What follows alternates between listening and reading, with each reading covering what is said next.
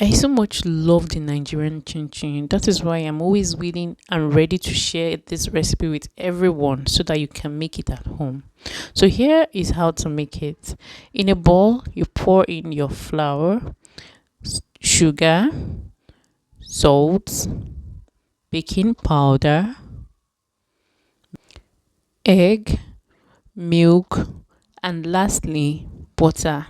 Then you mix this very well. You can use your hand to mix, just mix it very well so that it can form a dough.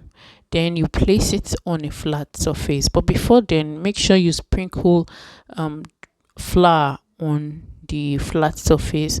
Then place your dough on it and then divide it into two. So we are going to be doing two different methods, so please just pay attention to this method, the baking method and the frying method.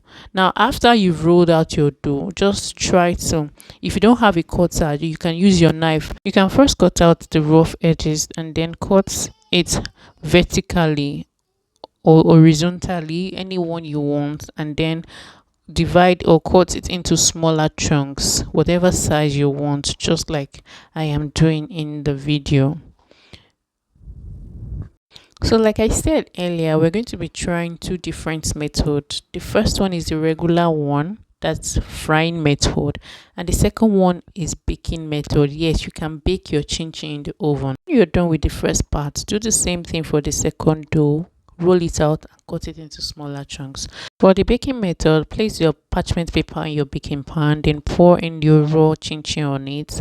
Make sure you spread it well. Preheat your oven at 175 degrees and then bake for 20 minutes. When you're done, you bring it out. Use your spoon or spatula to spread it.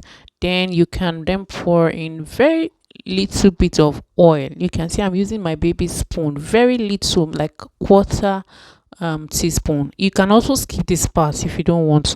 Then you're going to bake it again at 350 degrees for just 20 minutes. After 20 minutes, this is how your chin chin looks like. You can see it is not even, not almost, it is the same as with frying, and this is even more healthy because you're using less oil.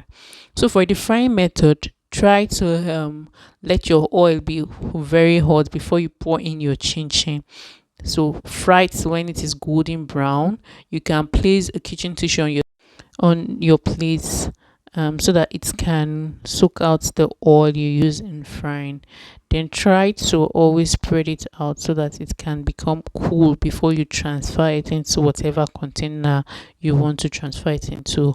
Letting it get cool too will make it harden up and become crunchy.